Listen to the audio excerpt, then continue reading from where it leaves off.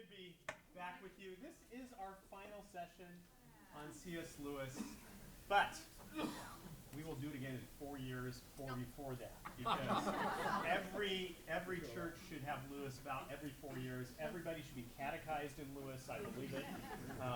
They're really it's hard to find someone quite like Lewis, and so it's been a great journey. I'm thankful for the great questions, and you need this on, don't you? Testing. Are we on? Yes. Yeah. It's great to be back. Thank you. It's good to see all of you guys. I've been very grateful for the questions and the interaction and the engagement. It's been wonderful.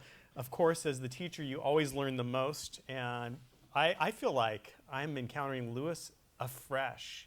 And that just keeps happening. In some ways, Lewis is kind of like what the whole Christian life is like, where you just return to the gospel afresh and you just find deeper and deeper wells and resources there that you didn't know before. And that's just the nature of the gospel. And Lewis is kind of like a little reflection of that, because returning to him at this stage of my own intellectual life, I am finding some new avenues. And today we're going to look at some of those as we look at Lewis the writer. We've talked about Lewis the man. We've talked about Lewis the theologian, his profound impact, his imaginative traction. We've talked about Lewis the ethicist, how he has this very profound understanding of oughtness as essential to our human condition. We've talked about Lewis the positive apologist, his very human apologetics that draw us in. We've talked about Lewis the negative apologist and how the mystery of the cross becomes the crux of how he understands answering the problem of evil. We looked at that last week. But today we're going to be looking at Lewis the writer. And to do this, I want to take a look at two of his most underappreciated forms of writing, both of which are typically thought of as the opposite ends on the spectrum of writing: Lewis's academic writing and Lewis's poetry. So both of these, really, you think of like a writer, you think of someone that writes academic prose. That's a technical approach to writing. And then you think about the poet who's paying attention to the aesthetic dynamics of language. I think by looking at these two opposite ends of the spectrum of Lewis's writing, what we're going to see is that Lewis had a certain kind of power in his writing that merged these two. And so we're going to see how this kind of works today as we look at Lewis the academic writer and Lewis the poet. We did take a little bit of a look at Lewis the poet last week, and it was like, oh, we've got to go back here. This is so good. And his academic writing is the kind of stuff you never hear when you do C.S. Lewis classes. It's that like, oh yeah, he was also an Oxford Don, and wrote stuff, highfalutin stuff. Well, what was that highfalutin stuff that he wrote? We're going to take a look at that this morning. All right. Although best known for his Christian apologetics and his popular literature, Lewis produced very serious scholarship. Remember, his day job was that as an Oxford Don, and also he spent the last decade of his life at Cambridge. They call it Oxbridge. So he was wrapped up in Oxbridge, and he was at Cambridge as the chair of medieval and Renaissance literature. It was a chair that they actually Cambridge created in order to lure Lewis over to Cambridge. So good for Cambridge, So Lewis's focus as an academic was on Old and Middle English texts from the 11th to the 15th century. He did have a specialization in Spenser, who's from the 16th century, and Milton, 17th century. And so it's really hard, it's impossible really to do justice to all of his scholarly achievements. But what I do want to do is I want to pay attention to 4 of his important works as a kind of a window into Lewis the academic. And we'll start off with Lewis's work, The Allegory of Love. Important here among his works is The Allegory of Love. Neville Coghill described Lewis's The Allegory of Love as an explosion that took place in literature faculties throughout Britain. When this thing was released, it blew open all the different literature faculties throughout the academic world in Britain. He writes, when we recovered and shook off the dust, we began to look around to see whether any of the comfortable old landmarks were still standing. And in The Allegory of Love, Lewis actually, what he does is he explores courtly love. Courtly love is a study in courtly love. Courtly love is this paradigm of love in the Middle Ages, whereby we see the courtly lover must serve a woman as this paragon of beauty and virtue. And the woman remains remote, aloof, unavailable to the lover.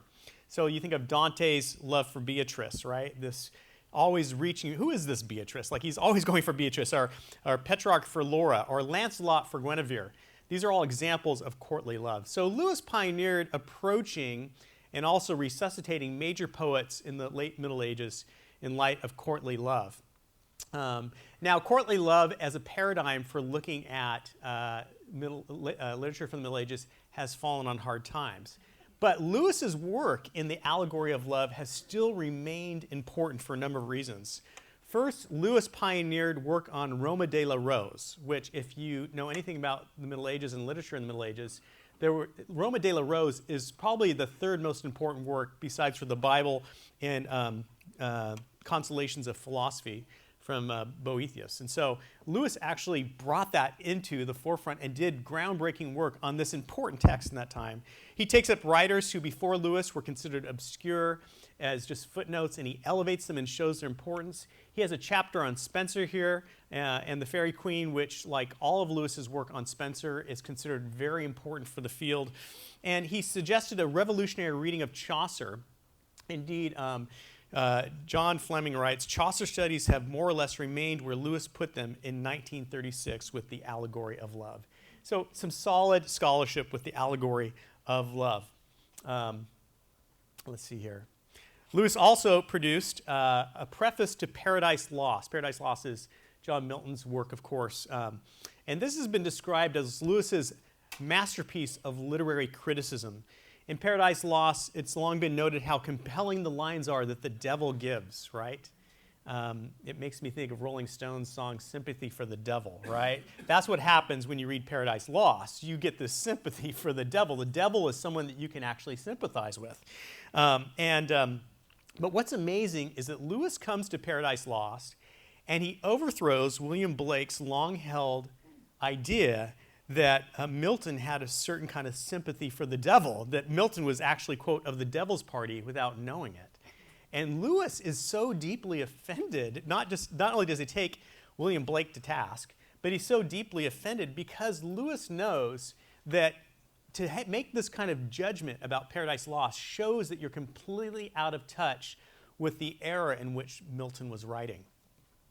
Lewis showed that Milton had actually achieved something very different than what Blake said. This is because Milton was writing with a very different kind of epic in mind than Virgil.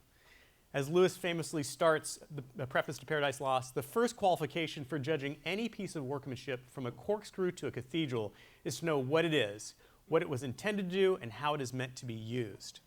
And from there, he goes after Blake and says, of course, if you're reading from a modernist perspective, you're going to completely miss what Milton is doing. And what was he doing? Namely, he was writing a particular genre of epic that fits with Milton's particular universe, one marked by a favorable view of hierarchy and a deep understanding of the medieval view of pride, as well as an understanding that when someone talks about virtue, that you have to understand what their motives are behind that. There's always some kind of deep investment in that. And so Lewis then completely pulls Blake's view apart. Another important work of Lewis, academic work, The Discarded Image. Published posthumously, this is a work of intellectual history. The entire focus is on the brilliance of the pre-Enlightenment medieval and Renaissance world. The image is what is often called worldview, or what the French call la historie des mentalités, or what Charles Taylor refers to as the social imagination. Basically, it's the mental structures that guide the thinking of a period, okay? By the way, as Christians, we use the word worldview way too much. I just want to kind of give us a little encouragement, like, worldview is helpful. There's a whole other talk. I want to do another series on Abraham Kuyper. He introduced the word worldview into North America in 1905. He actually used the word world and life view, which was a broader concept than simply a conceptual apparatus, but the idea that ideas always are embodied. And so that's why I think the French term, la historie des mentalités, or what Charles Taylor calls social imagination, captures a little more, and I think maybe closer to actually how we think as Christians. That's a side subject. But what Lewis is doing here is he's showing that this image, okay, this what we'd call worldview or this social imagination, or this mentality, okay, has been discarded, and he's saying it's been discarded, but there's a tragedy in that. Because there's something that we are discarding that has deep treasures, ways of perceiving the world that we do not catch. And what is it that's been discarded? It's the pre-modern understanding of the universe as having the earth at its center, and human beings being the central reality on earth as being created by an omnipotent and immanent God. And so you might say, but science has told us otherwise, right? We have a heliocentric universe, right? So why would this be of value? Well, whether or not we have a heliocentric or an earth-centered universe, there's a much more important game at stake, which Lewis is pointing out, which is the idea of what do we call the universe? Do we call it a home, or do we call it an empty space? And you see that with the arrival of deism in the 17th and 18th century, the universe is more and more spoken of as empty space.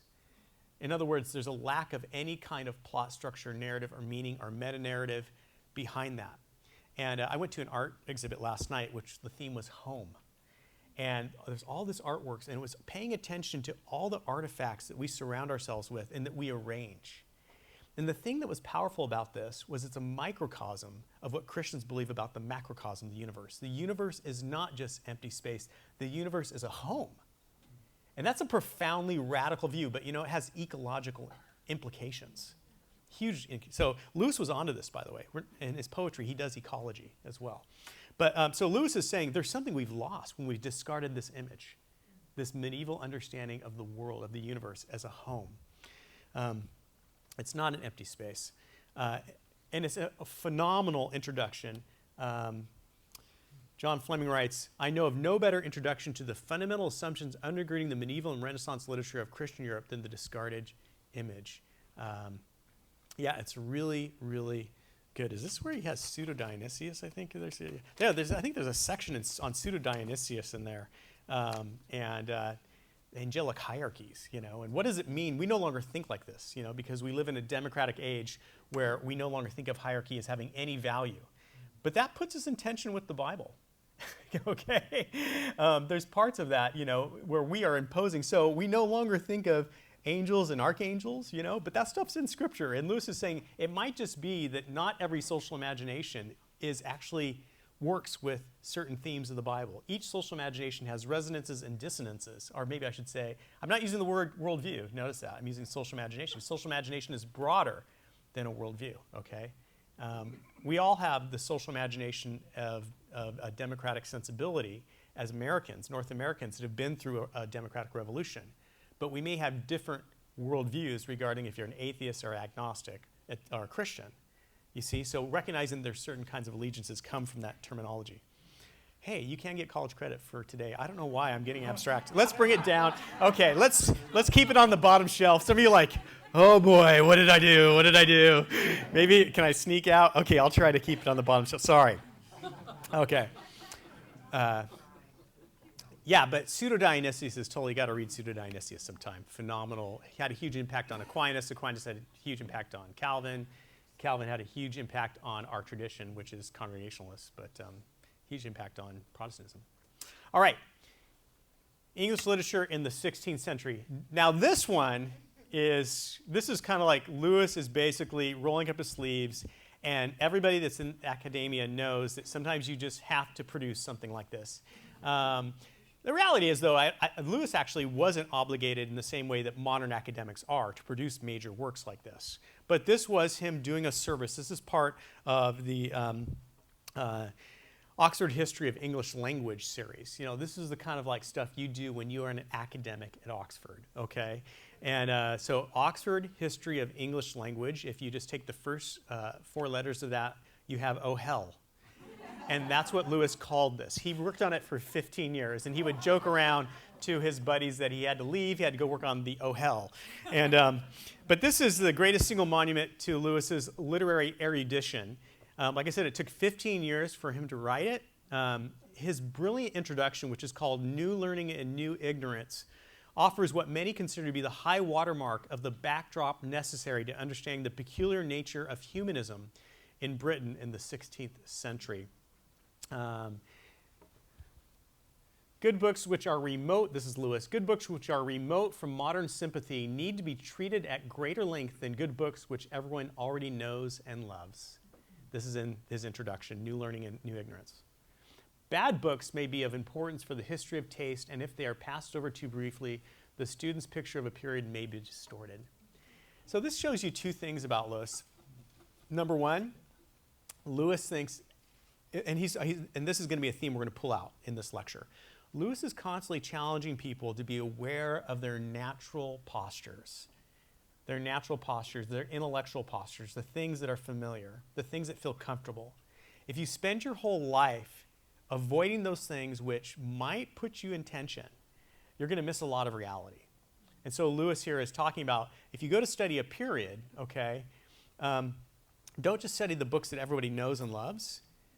Look at the books that you may not be drawn to. By the way, I've challenged this class before. If you're a Christian, I want to encourage you, when you open your Bible, I would challenge you to look at the books in the Bible that you avoid, the ones you haven't read in a long time. Lewis would say, go for those. Spend some time in those, because that is going to show your blind spot. If you're somebody that just, God is a God of such love and you're extremely tender soul and you can't imagine God's judgment, read the prophets. Spend some time where the prophets are like calling down fire, all right? If you're the person that calls down fire, don't spend so much time in the prophets. Go over to John, and start reading 1 John, but be aware of yourself and your natural postures. And that's Lewis is saying, do that as a scholar. But Lewis also demonstrates that in his own, he probably got that out of his Christian life, right? Out of him being a Christian. Because as a Christian, we're called to embrace, that's part of being a part of a church, right? Is that we have to sit next to people and love people that are very different from us. And this is part of our own health. So Lewis draws this out here in the Oh Hell volume that he did. And he shows us the brilliance of his ability as a reader of Spencer in this, and many other things he does in English literature in the 16th century, excluding, it's the subtitle, the title is literally English literature in the 16th century, excluding drama. So you know it's an academic work when you throw excluding drama with a little comma at the end. Okay, so what's the moral of the story? Here's the moral of the story. Lewis was a model of Christian scholarship. I don't know if you ever thought about this, but what is the difference between being a scholar and a Christian scholar? I remember asking when I first started my first PhD, I asked one of my mentors, I said, what does it look like to be a Christian scholar? And what is the difference? And there were some really interesting things that came out of that. And I can tell by looking at Lewis's scholarship that Lewis took not just being a scholar, but being a Christian scholar very serious. And so we see some of these marks. One of them is that Lewis recognized the sphere of his craft. The sphere of his craft. While he may not display the same kind of distancing of his apologetic works from his highly academic works one finds in, say, like Paul Ricoeur. Paul Ricoeur is part of the French laïcité school of thought, where you do philosophy. He was a Christian philosopher. Everyone should know who Paul Ricoeur is, but we don't, but that's too bad. But he was a Christian philosopher, profound Christian philosopher who died in 2007, wrote some major stuff, okay? He was one of the surviving Huguenots, in France. But he would do his philosophy, hardcore philosophy, all right? And then over here, he would write his commentaries. That's part of the French traditions. That comes out of the French Revolution, the split between the world of religion and the world of the state, which you still see in French political life. But unlike Paul Ricoeur, Lewis doesn't have this radical distancing, but Lewis does recognize that there's different spheres. And when he steps into his academic sphere, his primary goal there is not to be an apologist. It's to develop understanding of English literature in the 16th century, right? And it's the same thing applies for us. If you are called to be a police officer, your job is not to evangelize day and night, though if opportunities permit, then that's great. But your primary focus is to keep people safe, to protect and to serve, etc., right? And that's okay. It doesn't mean that you rip that apart, but if suddenly you're a terrible cop, but everyone's getting evangelized, that's not to the glory of God. And Lewis would have recognized that, right? If you're a terrible parent, but you preach the gospel to your kids till they're blue in the face, that's not to the glory of God. Like, step up and be a parent if you're a parent, right? So Lewis recognizes. Another character trait of his Christian scholarship is civility. civility. He had a certain generosity toward his intellectual adversaries, which is really, really good. You know, Lewis had the capacity to engage in serious differences without becoming an ugly person. Wow, that is incredibly important. Something our culture no longer has the capacity to do. Maybe we need to do a whole talk on civility. That might be the next series, right?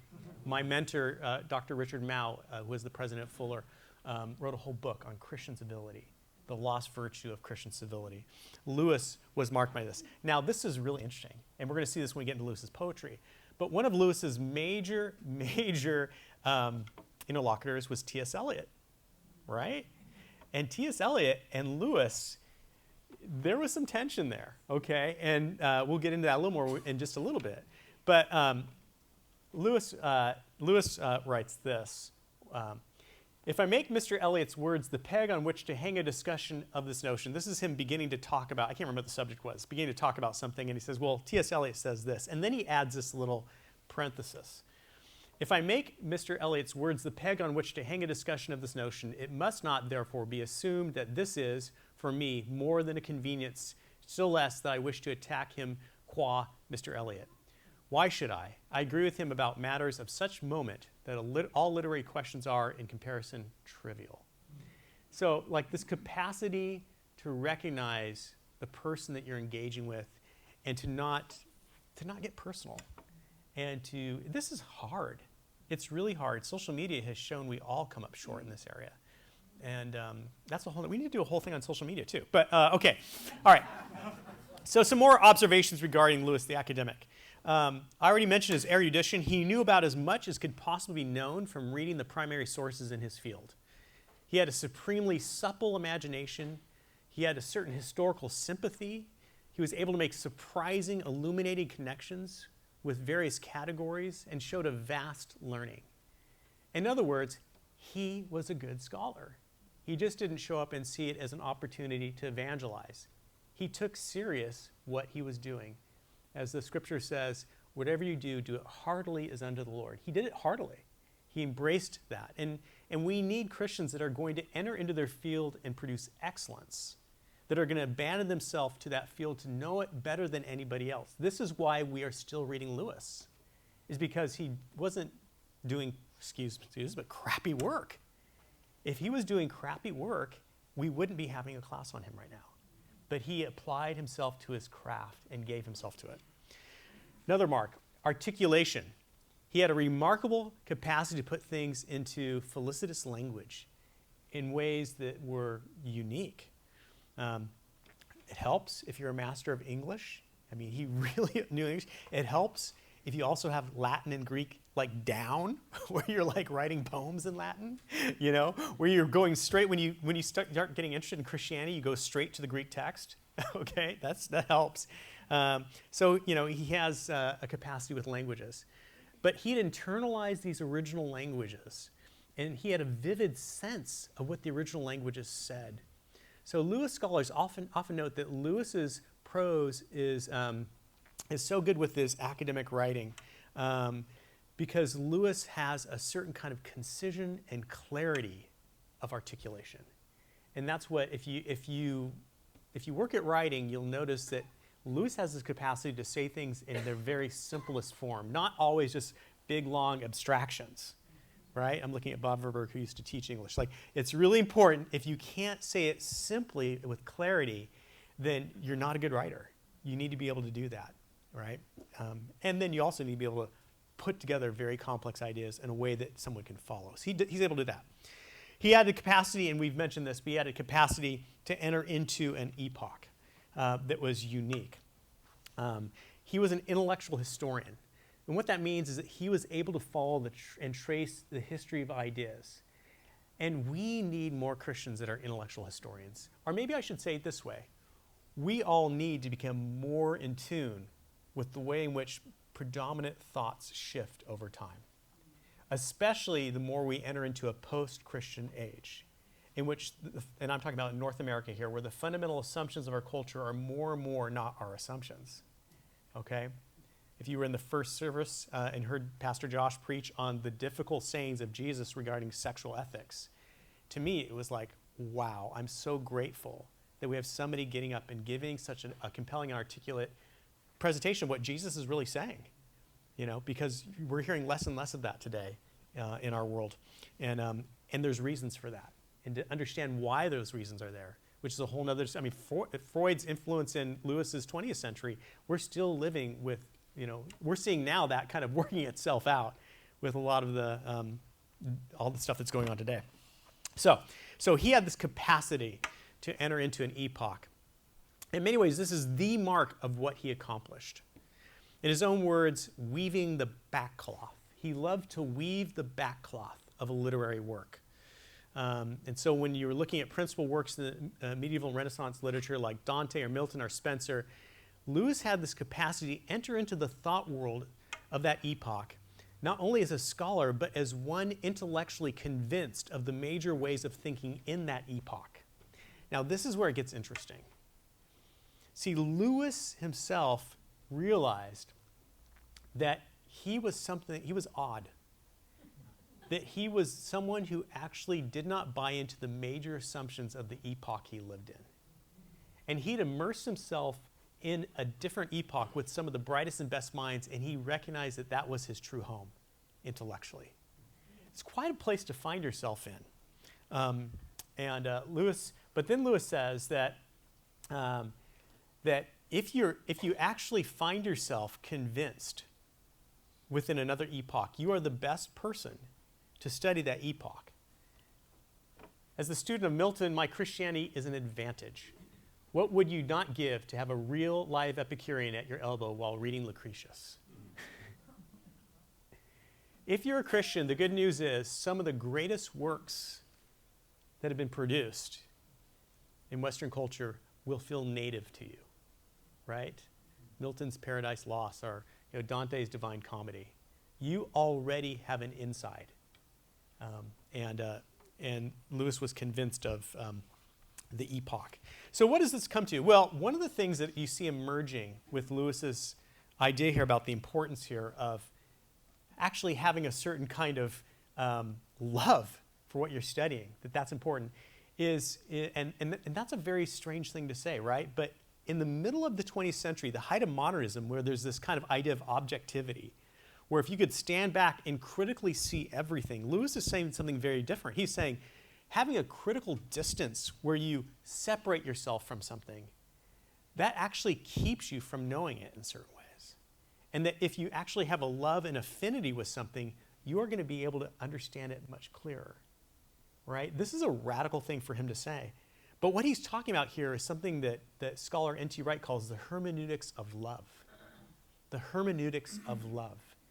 To understand the meaning of certain things requires certain postures. And I know this isn't the kind of thing you should say in a university, because we have this naive, in the postmodern university, now we've gone the opposite side, right? Now it's all about power. It's a hermeneutics of power and who gets to declare what somebody is saying. In the modern period, in the height of modernism, it was who gets to distance themselves and be the supreme reasonable self that gets to then impose reason upon whatever is being said. But Lewis is going back to the pre-modern understanding that knowledge at the end of the day requires a certain kind of posture of humility and affinity. It's actually what causes us to know somebody in a personal relationship. If someone wants to get to know you, they're going to have a certain posture towards you, and they need to show a certain kind of affinity. And if they don't, you won't let them get to know you. And so Lewis here says that, and this is one of the key character traits that emerges, he wants to disabuse his age of the idea that knowledge is something that is available to everybody just by virtue of applying reason. There's an awful lot you won't know. And then Lewis even goes farther and says that, and if you don't have any kind of sympathy for the subject you're studying, you are the worst possible person to be a scholar in that field. Which I really appreciate this. I did some doctoral work at the Free University in Amsterdam. And one of the things that I liked about the program there is the people that are teaching in the religious studies programs, The person that's teaching the Quran is a Muslim. The person that's teaching Christianity, like my doctoral mentor, loves Jesus. He loves Jesus. And he's teaching systematic theology, And that's the person you want to have. A person that because there's a certain kind of window. If I come as someone that already has an oppositional view, there's something I'm not going to get. So Lewis had a profound, and by the way, that applies entirely to Scripture. There's so much of Scripture you will not get. If your posture towards Scripture is already antagonistic, it's like the windows will be closed. The Bible will be a dead book to you. It's amazing. Lewis says, those who are not interested in the author's matter can have nothing of value to say about his style of construction. And of course, this has implications for all the Bible's literature classes that were thrown out there. Remember that whole thing? Bible's literature? Okay, great. The idea that we can extract the Bible as just a piece of literature. There is something, Bible is literature. The Bible has genres. But there's also something suspicious that we're just going to treat the Bible just as literature when the Bible itself never made the claim to be just literature, but something much greater, right? And again, that would be like someone saying, well, I'm going to approach you as a specimen. Well, that's wonderful.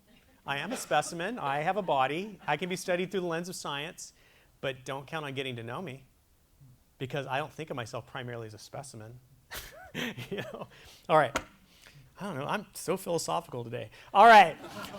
So Lewis is challenging the modernist bias.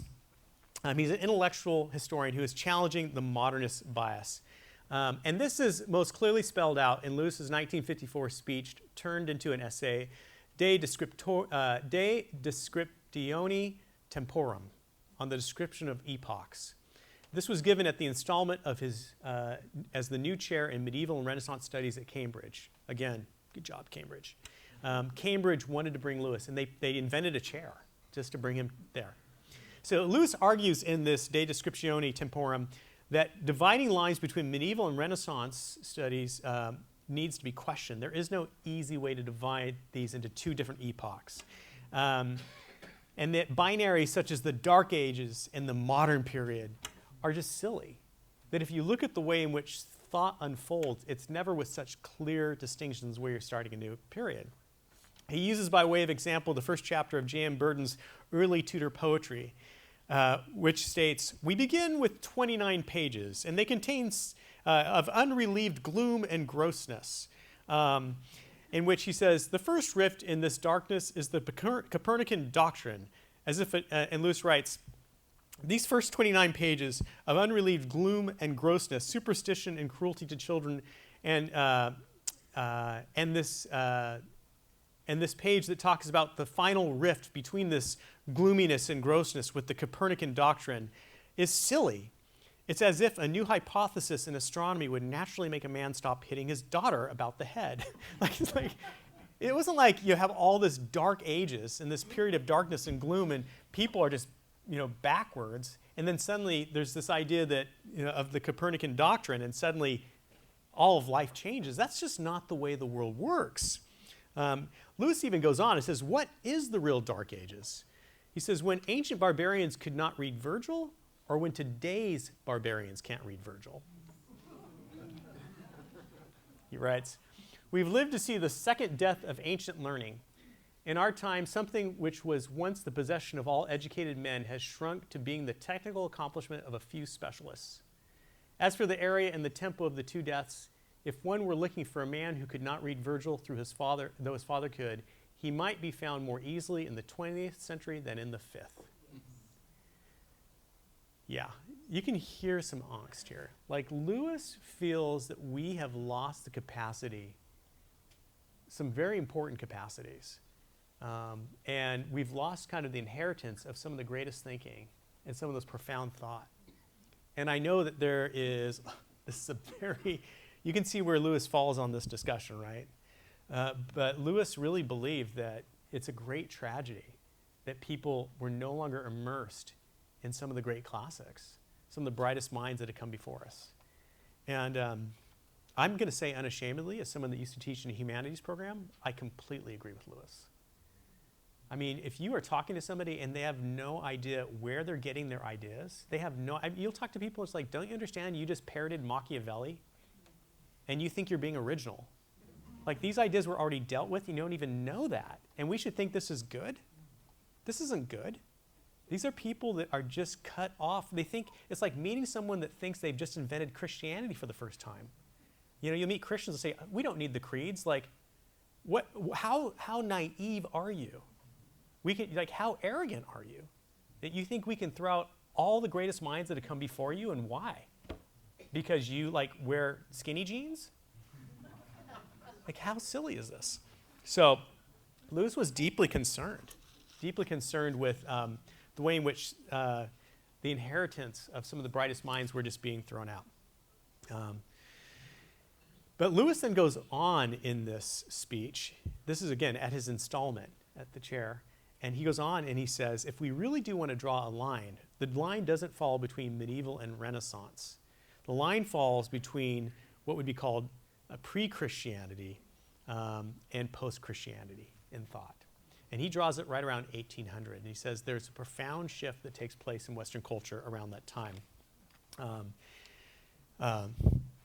And he says that that's where we see a completely different way of understanding the world emerge. And everything before 1800, you can take it all the way back. There's this great quote where Lewis says, non-Christians are not pagans. Calling a non-Christian a pagan is like believing that a woman, because she's divorced, is suddenly a virgin again. Like non-Christians are doubly removed from paganism.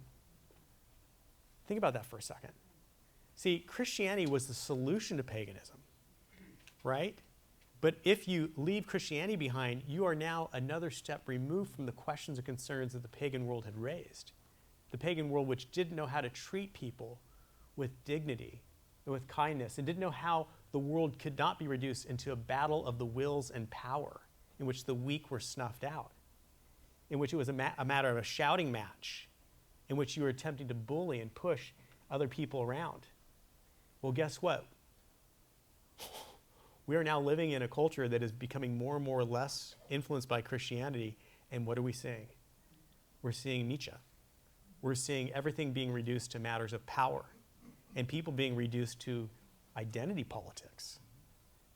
You know, where if you say something, who cares what you said? It's a matter of whatever tribe you're from imposing your position on me. So it's a shame we can't see what the pagans saw, because if the post-Christian world could see what the pagans saw, they would see how Christianity was the answer. They don't realize it. So in a certain sense, there's a new kind of paganism. In a certain sense, there isn't an awareness of that paganism. It's a shame that our post-Christian world is not more aware of the pagan world, because they would see that the questions they're beginning to raise all over again might have already been around. So I'm kind of preaching today. All right. I guess I'm moving back into preacher mode, so the class ends. All right. Okay. So Lewis is really concerned that there's this, we've left any kind of historical awareness behind, and he writes this. In the individual life, as the psychologists have taught us, it is not the remembered, but the forgotten past that enslaves us. I think the same is true of society. To study the past does indeed liberate us from the present, from the idols of our own marketplace. That's Bacon. But I think it liberates us from the past too. I think no class of men are less enslaved to the past than historians.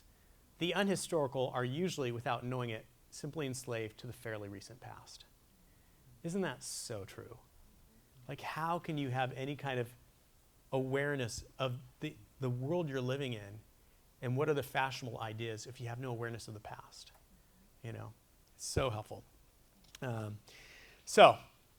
Oh gosh, let's just, one of the examples that Lewis gives, by the way, of this problem is in English literature in the 16th century. And Lewis there shows that far from the current criticism of Puritans as being prudish ascetics, in their own day they were blamed for being too sensual and life-affirming. That's our heritage here at this church, okay? And he quotes Thomas More, Roman Catholic Thomas More, is stating, "A Protestant is one drunk of lewd lightness of mind and vain gladness of heart." He's talking about Puritans here. So, you know, if you have no historical awareness, you can call the Puritans prudes. That just simply shows you don't know what you're talking about. Because within their own time and period, they were seen as these light-hearted people that embraced life, that enjoyed life, and that sucked the marrow out of life as part of their bold faith and part of their grace, right? So profound. And this, by the way, this need for historical awareness is one of the reasons why, and we interrupt for a commercial break, in our internship program here at Christ Church that I am running, we have our first 5 interns. This is what we're reading. We're reading classics. We're reading Julian of Norwich and Pseudo-Dionysius. We're reading the Valley of Vision, which is just these beautiful Puritan prayers. We're reading John Donne and George Herbert, and we're reading St. John of the Cross. And oh, there's C.S. Lewis in there, if you can look. Way to Glory, and some Dietrich Bonhoeffer and John Calvin. Sorry, I love John Calvin. People that boo John Calvin have not read John Calvin, I'm afraid. But anyways, just kidding. I mean, I bet people have read it. I'm like, how did you not just love that? Okay, so, but the point is that for every contemporary book, I have them read 2 classic books because it's easy for them to think in terms of identity politics. It's not hard for them to want to know about theology and race. That's a natural question for them, and that's a good question. Theology and gender, those are important questions. And the church needs to address those questions because they're pressing questions for our culture. But if we start there and we never leave there, what we've done is we've left people abandoned to the current wind that is so pressing, and we haven't immersed them actually in a radically different way of looking at the world. If you read Pseudo-Dionysius, you're in a completely different time and period. It's far more brave and challenging to read somebody from the 5th century than to read a contemporary who has a different view than you. Because you want to step outside of your mindset, go read St. Augustine, who's North African, okay? He's not North American, he's not Anglo. He's North African. He is biracial. He's bilingual, okay? He's living in a radically different time. The dominant form of influences are just so different. If you can immerse yourself in St. Augustine, you will revisit your own society and world in radically different ways. Same thing goes for Calvin, all these books. So, well, not all of them. You have Tim Keller at the top and the bottom, just because we like to preach the gospel here. All right. So, and by the way, this, is kind of the crazy making when you do know the history. When people say, oh, well, you're a Christian, well, what about the Crusades? I'm always like, what are you talking about? Like, that's, what do you mean by that? What about the Crusades? Well, what Christianity, they caused the Crusades. It's like, well, you know, I don't know if you know this, but the separation of church and state hadn't even been thought of yet. So it's kind of like blaming people in the 3rd century for not having the internet. Like, there was no other option. You know that, right? And by the way, the fact that you're asking about what about the Crusades just shows you don't even know your own indebtedness to Christianity. Because who said, you know, give unto Caesar the things that are Caesar's? That was Jesus. The fact that you can criticize Christianity because of the Crusades shows you don't even know you're borrowing the capital of Jesus, who centuries ago challenged the idea that the most powerful political authority is what establishes the religion. And so, thank you very much for establishing my worldview by asking what about the Crusades, you know? And by the way, and you're welcome for the work that Christianity did in order to put you in the position where you can ask that question, right? But if you have no historical consciousness, then you don't even realize that you're criticizing something you're actually indebted to. Okay. I am so preachy today. All right. Sorry. Okay, let's go to the other end of the spectrum. Lewis the poet. Lewis the poet. And we did get a chance, I don't need too much here, we did get a chance to do a little bit of Lewis's poetry last week. This has been, the probably reason I'm talking about this is because this has been the big aha this round for Lewis.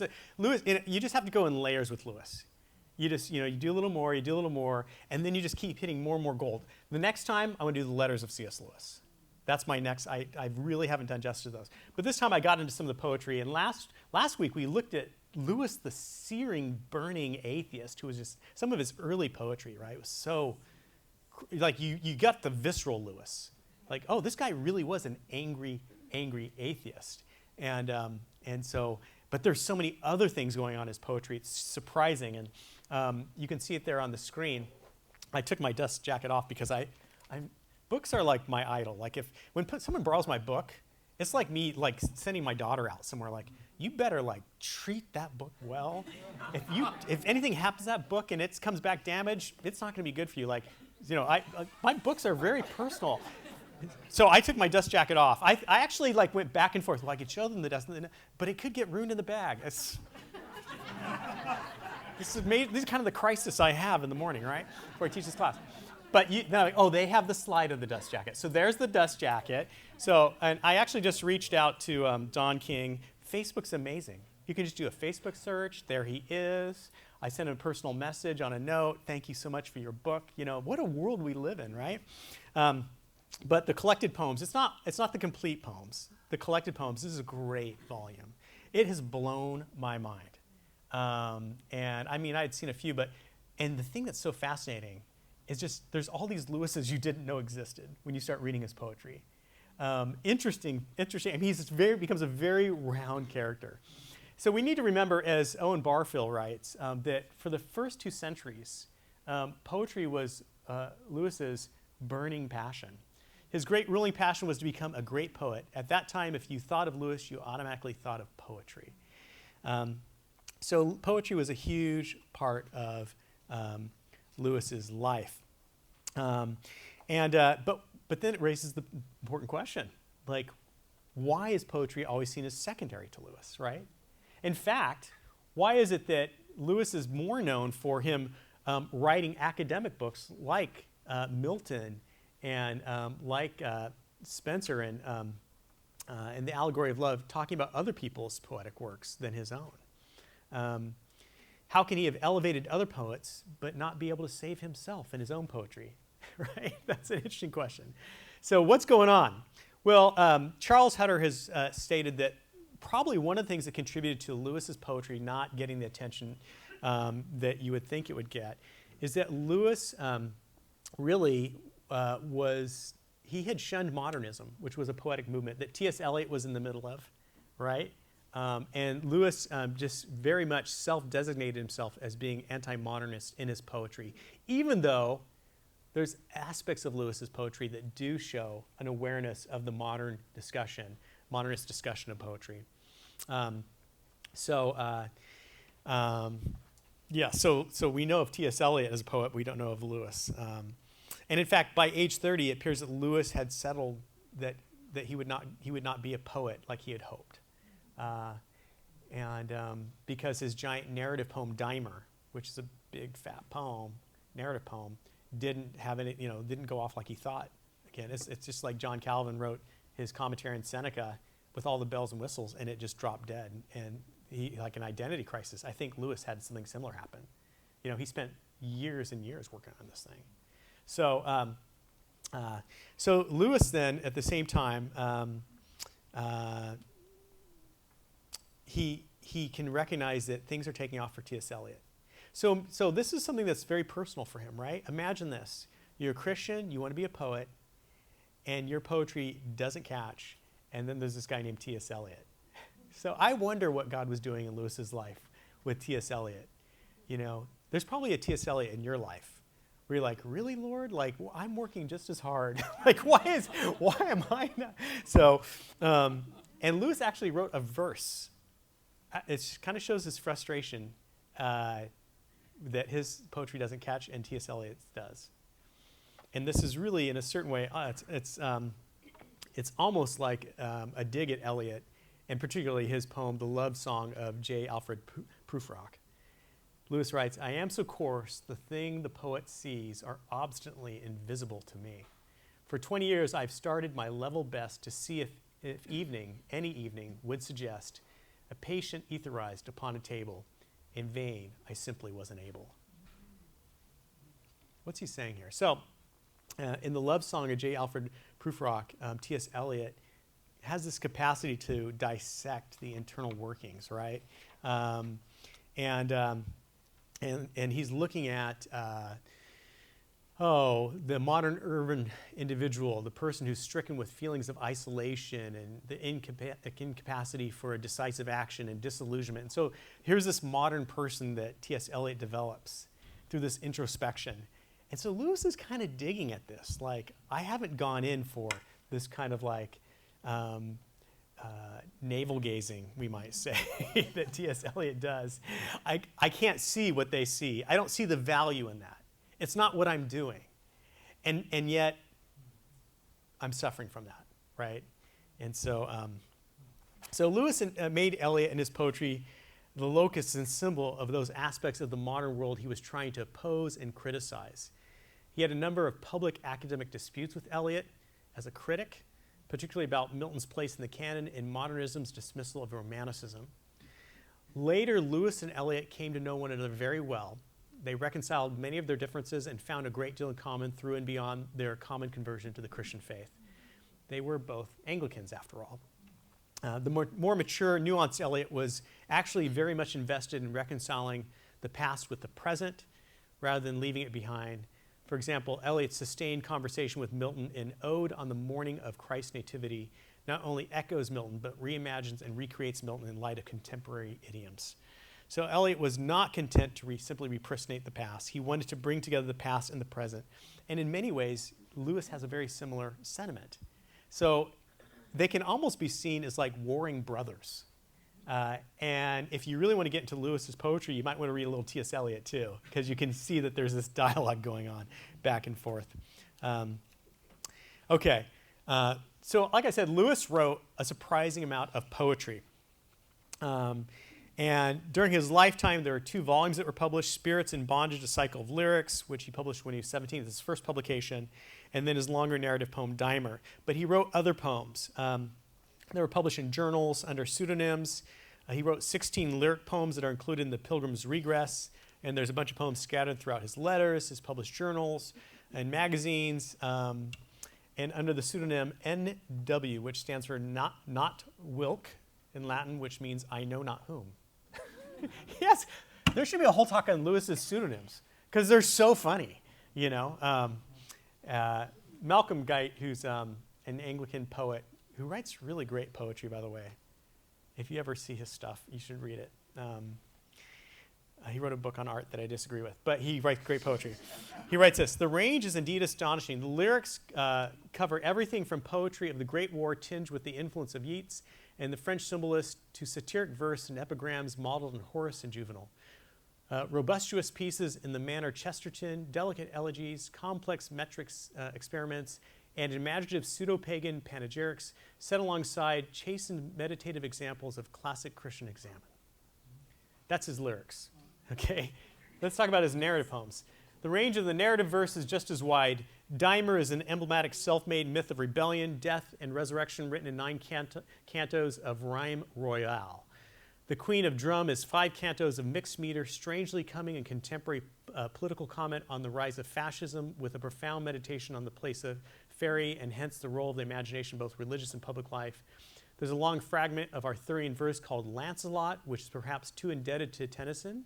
And then a very fine poem in 742 lines of alliterative verse entitled by its editor, The Nameless Island, and dealing at depth and enriched symbolism with the reconciliation and concord of the divided powers of reason and imagination, which is a central theme in Lewis's work. So those were descriptions by Malcolm Guite, pretty good descriptions of both his lyric and his narrative verse. Let's just go over 5, I think I have 5 basic categories. There's his early poems, retelling of Norse myths in the narrative style of Virgil and Milton. There's his brooding poems, this is my title, brooding poems on nature's beauty, human suffering, and God's disconnection with both. So this is, this is him trying to reconcile his unbelief with his kind of draw towards romanticism. There's the narrative epic poem Dimer. There's then lyric poems. These are found in the Pilgrim's Regress. I think there's 16 of them. Who here's read the Pilgrim's Regress? Awesome, yeah. So he has these lyric poems, which is such an interesting thing to read a book and then have all these poems. A lot of times they're in the mouths of these different allegorical characters who are singing or saying something. Then there's later poems. Occasional verse, burlesque, and erudite satire are contemplative or religious poems musing on the human condition, pain, suffering, pride, meaning, and the spiritual life. And then the most touching ones, apex poems, include 3 sonnets dealing with joys, cancer, and subsequent death. And even poems where Lewis is looking back on his life and has these very touching and moving, profound queries about his expectation of what his life would have been. Lewis is okay with life not, everything having a bow on it and wrapped up nice and neatly, which is what I love about poetry. The nature of language itself is that it's open-ended. The nature of, that's how it actually attaches to us, is the metaphorical quality of all language. let's take a look at just a couple poems, and then I do want to leave a little bit of time for Q&A. So one poem, how did I choose these poems? I chose these poems based on, I think, what they tell us about Lewis's own journey as a writer, his own unique contribution, and based on what we've kind of been talking about, Lewis's own problem of being stuck in the wrong epoch. As he says, I am a dinosaur. When he's installed in the chair of medieval restlessness, he says, I'm a dinosaur. Like, look at me, because my way of viewing the world is so radically from a different epoch. And study me, because we're dying out. I'm the last of my kind. So this is called, the poem is called The Country of the Blind, and it's taken off of that saying that in the land of the blind, one eye is king. And Lewis is saying, no, that's not my experience. I have one eye into another epoch, and it doesn't feel very kingly. It feels actually quite the opposite. Hard light bathed them, a whole nation of eyeless men, dark bipeds not aware how they were maimed, a long process, clearly a slow curse, drained through centuries, left them thus. At some transitional stage, then, a luckless few, no doubt, must have had eyes after the up-to-date. Normal type had achieved snug darkness, safe from the guns of heaven, whose blind mouths would abuse words that belonged to their great-grandsires, unabashed, talking of light in some eunuch, etiolated, fungoid sense, as a symbol of abstract thoughts. If a man, one that had eyes, a poor misfit, this is Lewis, spoke of the great dawn or the stars or green-sloped sea waves, or admired how warm tints changed in a lady's cheek. None complained he had used words from an alien tongue. No questioned. It was worse. All would agree. Of course, came their answer. We've all felt just like that. They were wrong, and he knew too much to be clear, could not explain. The words, sold, raped, flung to the dogs, now would avail no more. Hence, silence. But the mold warps, with glib confidence, easily showed how tricks of the phrase, sheer metaphors, could set fools concocting a myth, taking the words for things. Do you think this is a far-fetched picture? Go then, about among men now famous, attempt speech on the truths that once opaque, carved in divine forms, irremovable, dread but dear as a mountain, mass, stood plain to the inward eye. This is a heartbreaking poem about what it's like to be a Neanderthal in a land of modernists, where you can see things, and Lewis could see things because he had been immersed in the medieval period, that no one else could see. And then when he opened his mouth and he spoke of those things, other people couldn't hear, which is actually the truth. The truth of the matter is that, it's actually kind of an experience as a Christian, I think. When you've been illuminated by the Holy Spirit, you keep speaking English, but you can see things that people around you can't see. And then they want to impose their own language or ideas upon what it is that you're saying.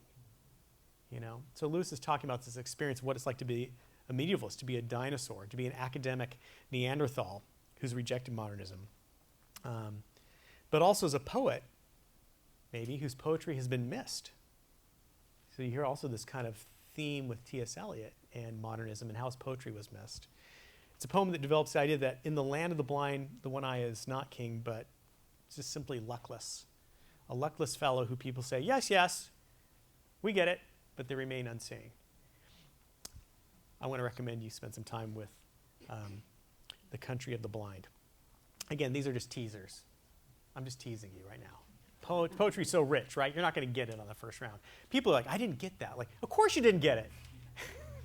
This isn't a amuse-bouche, okay? That's all it is. I'm just kind of like trying to whet your appetite so you go into the poetry here. I like this one. This is really appropriate for paradoxes. This is the apologist's evening prayer, okay? All of you wannabe apologists that are Hugh Ross groupies, listen up.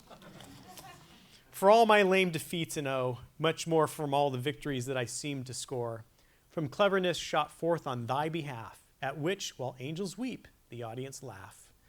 From all my proofs of thy divinity, thou who wouldst give no sign, deliver me. Thoughts are but coins, let me not trust, instead of thee. Oh, you need another one. Thoughts are but coins, let me not trust, instead of thee, their thin worn image of thy head. From all my thoughts, even from my thoughts of thee, O thou fair silence, fall and set me free. Lord of the narrow gate and the needle's eye, take from me all my trumpery, lest I die. The inadequacy of words to communicate who God is, of words to communicate to other people in arguments, the inadequacy of words, which is something that every poet knows. They're stretching the language to its breaking point. That's what poetry is. Poet's job is to help us to understand the very range of language, what it can and can't do, and to hopefully push it a little farther for humanity's sake, right? And that's what Lewis would do. But if you're in that job, if that's your job, you realize the limitation of words. And anybody that's a writer comes up to this like, we all recognize it, right? And yet that's all we have. And at the end of the day, apologetics, I love this prayer because at the end of the day, sometimes it's God's silence. I mean, all your great arguments at the end of the day are not going to win the day. I think J. Gresham Machen said that the ultimate apologetic is just simply your life. The silence of a life well lived has a power that all the words can never contain. So I love that. Here's a very similar theme, a footnote to all prayers. He whom I bow to only knows to whom I bow. He whom I bow to only knows to whom I bow. When I tempt the ineffable name, murmuring thou, and dream of Phadian fancies and embrace in heart symbols I know which cannot be the thing thou art. Thus always, taken at their word, all prayers blaspheme, worshiping with frail images a folklore dream. This is hard for us as Protestants. And all men in their praying, self-deceived, address the coinage of their own unique, unquiet thoughts. Unless thou in magnetic mercy to thyself divert our arrows, aimed unskillfully beyond desert, and all men are idolaters, crying unheard to a deaf idol, if thou take them at their word. Take not, O Lord, our literal sense. Lord, in thy great unbroken speech, our limping metaphors translate. This is profound thought, again, about how we can put too much confidence in our own words, in our prayers. That the Spirit groans inside of us with words, with groanings too deep for words. And that's where prayer begins. It begins at that level, not at the level of, being eloquent. And at the end of the day, all prayer leaves words behind. And if we don't leave words behind, then we're practicing idolatry. Profound. All right, let's bring the horses into the stable. Just too much good stuff. Okay. Lewis's poetry is powerful precisely because it is one more place where we see him integrating reason and imagination. Now, Lewis, the funny thing is that Lewis's poetry didn't take off, but Lewis's prose took off precisely because it's so poetic. You read Lewis's prose because it's poetic. There's better people that do apologetics these days if you want arguments. But you'll keep reading Lewis because he says it so beautifully. And that's a lesson, like, at the end of the day, we are aesthetic creatures. It's irreducible. It's part of our constitution. And the gospel should be beautiful. It's not enough for it to be factually correct. And I say that as a theologian that wants it to be correct. So Lewis's lifelong project, be it an academic poetry, prose, or apologetics, was to bridge reason and the imagination. And this came from Lewis's own sense that in the mid-20th century, he was stuck between the two. As he writes, such then was the state of my imaginative life. Over against it stood the life of my intellect. The two hemispheres of my mind were in the sharpest contrast. On the one side, a many-island sea of poetry and myth. On the other, a glib and shallow rationalism. Nearly all that I loved, I believed be imaginary. Nearly all that I believed to be real, I thought grim and meaningless. And so I'm going to close our class with this poem from Lewis called Reason, in which he talks about how you need both reason and the imagination. Sit on the soul's acropolis, the reason stands, a virgin armed, commercing with celestial light. And he who sins against her has defiled his own virginity. No cleansing makes his garment white. So clear is reason. But how dark, imagining, warm, dark, obscure and infinite, daughter of night. Dark is her brow, the beauty of her eyes with sleep is loaded, and her pains are long, and her delight. Tempt not Athena, wound not in her fertile pains Demeter, nor rebel against her mother right. Oh, who will reconcile in me both maid and mother, who make in me a concord of depth and height, who make imagination's dim exploring touch ever report the same as intellectual sight. Then could I truly say, and not deceive, then wholly say that I believe. Lewis did believe. He believed with head and heart. He believed with reason and imagination. He believed with academic writing and with poetry. And for all of our benefit, he believed with popular works that were beautiful. Thank you very much.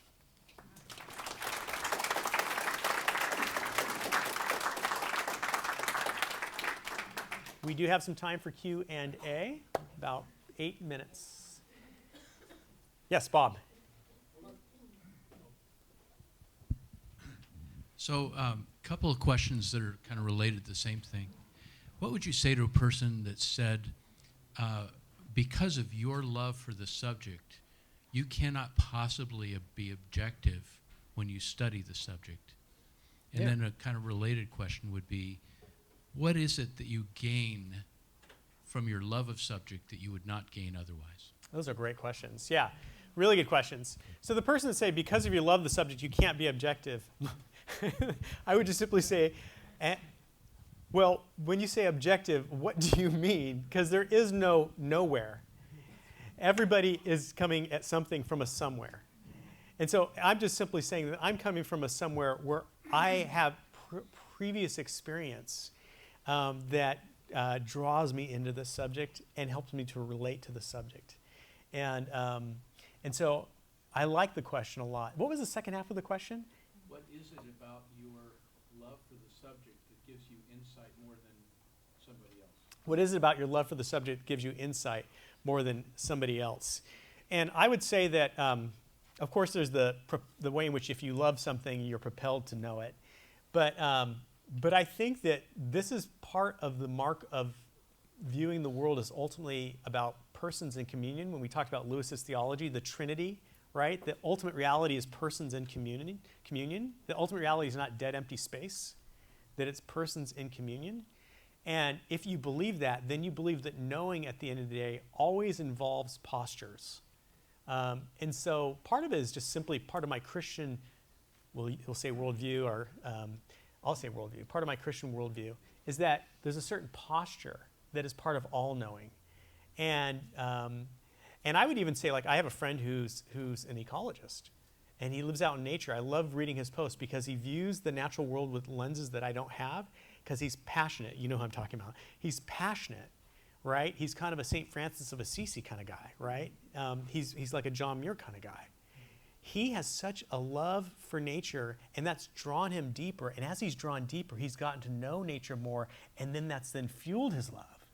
And this kind of cycle is actually how all knowledge really works. People that love mathematics, they have some success with math, so they're propelled on. And maybe that's what happened with me. It didn't work. I never fell in love with it. But people that have a love for math, they know math. They really know math, and they have a certain kind of protection. Like if you don't get math, they feel a little wounded because they see it in ways that you don't see it. You can't pull it apart. Knowledge always has the human element. So, yes. Did C.S. Lewis go through periods of poetry, academic prose, like Picasso had a blue period, or was he writing everything all the time as part of who he was? Yeah, I think it's kind of a mix of both, right? Sometimes he had major things that had to get done, but he always, a great writer always kind of has something going on, right? There are times where we saw, particularly in the 40s, where he was just writing so many different things, and always spinning things off and applying things in different directions. I mean, he had such a fertile mind. But there were times where he had to focus and get things done, and there were times where he had multiple projects happening simultaneously. And because he cared about the craft of writing, whether he was doing academic work or poetry, he could embrace all those different genres with a certain seriousness and not feel like he was, unlike most of us, where it's kind of like you have your one or two things you're good at, and if you imagine having three things, how can you do them all at the same time? I think Lewis was just so capable. He could carry on multiple things simultaneously that would be very different kinds of projects. It's incredible. Is really what it is.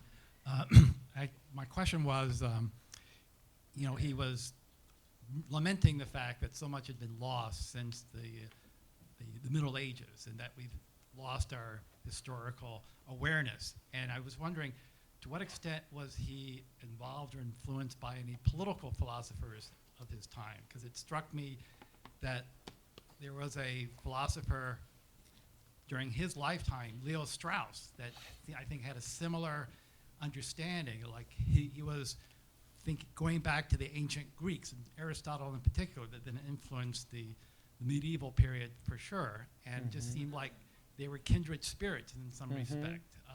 So I was just curious to what there might be a connection with political philosophers of his time. Next time we do Lewis, I want to dive into that, because I think that's a very, very interesting question. Of course, Lewis is going to be much more sympathetic to hierarchy than we would be, because we don't understand it, right? And so that doesn't mean that Lewis wouldn't want to embrace democracy, but he wouldn't do it in a way in which he maybe put a kind of stake in democracy that we might. You know what I'm saying? So, I mean, I think we can naively assume if we just spread democracy around, then the world just, everybody joins hands. And because if you don't understand the history, you don't understand not only the gains, but the losses. Because with every development in history, there tends to be gains and losses. And I think Lewis could see the losses and not just the gains. And he could bemoan those losses in ways which we can't understand because we're not as immersed. And just one other comment. When you were reading The Country of the Blind, it reminded me of Plato's allegory of the cave, where people mistake the shadows for reality. You have a man who crawls out, is in the light, sees what reality really is like. But in the modernist period, it's as if we've walked back into the cave without realizing it. Another version of The Country of the Blind. Oh, yeah, that's good. Yeah, that's really good. I'll have to go back and reread it with that vantage point. Thank you for that.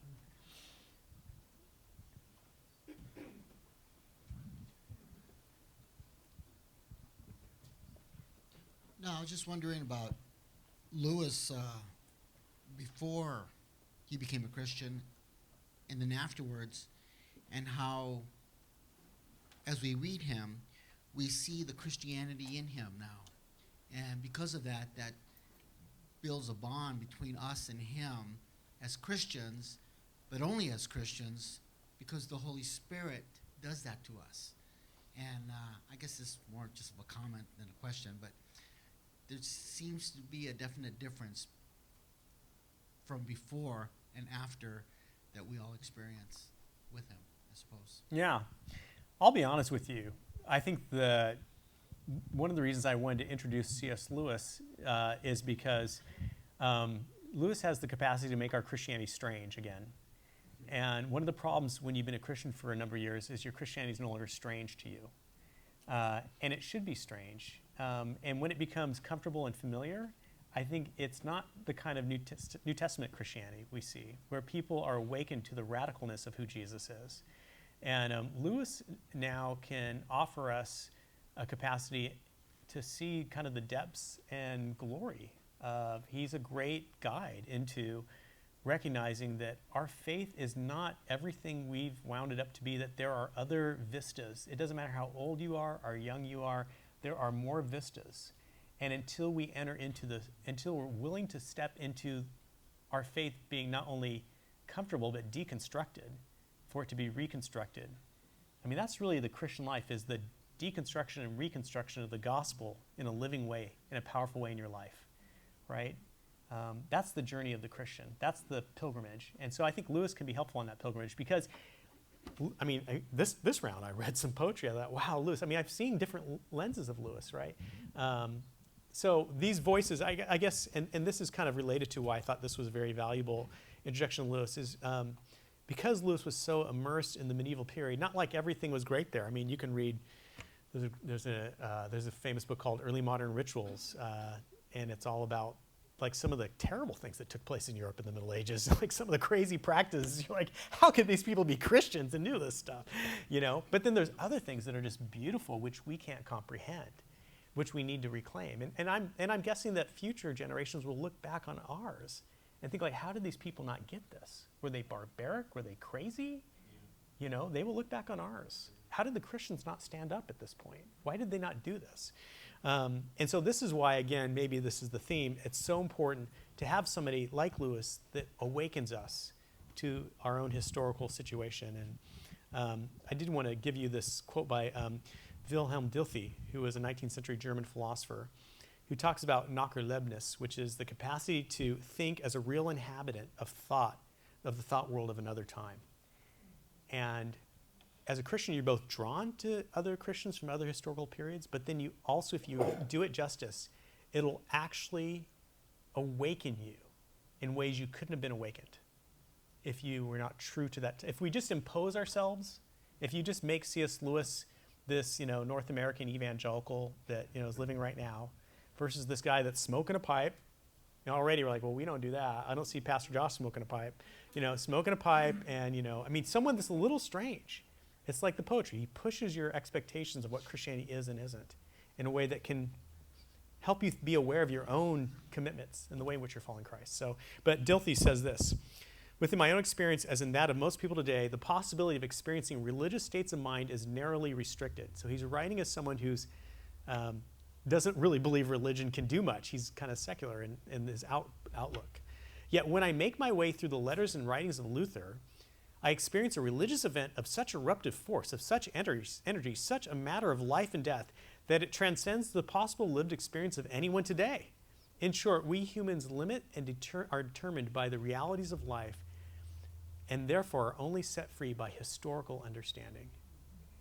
So if you're a secular German, you have no clue about the power of religion unless you immerse yourself in the writings of Luther. And if you do, if you really gave yourself to that, you can become aware of the power of religion, which your own secular, you know, German society will not let you know about today, you know. And the same thing's true. So that's called Nachterlebnis, is the German word for when you enter into another life.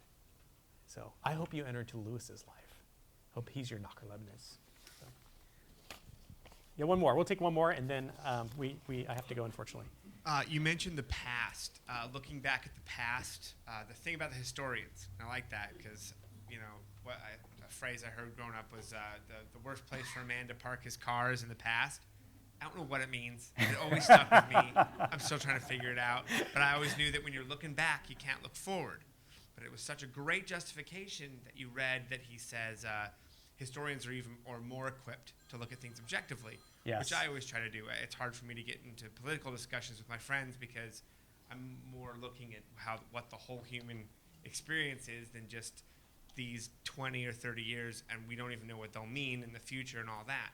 I'm wondering how to reconcile spending so much time looking at where we are and what it means, but still taking responsibility of where we're supposed to go. The man with the one eye, he's not from that world anymore.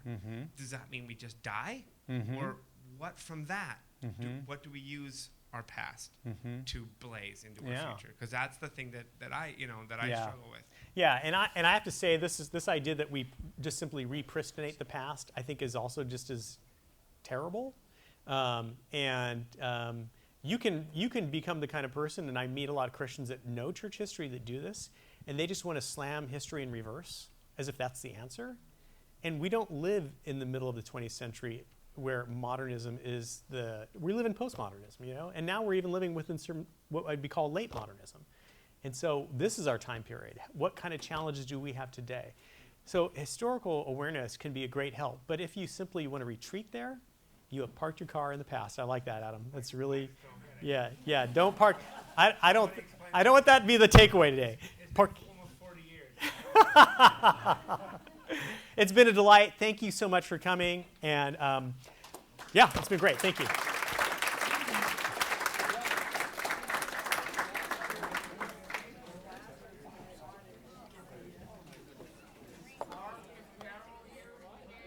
You mentioned Luther there at the end, and there's this great book out right now by Eric Metaxas. Have you read that? No?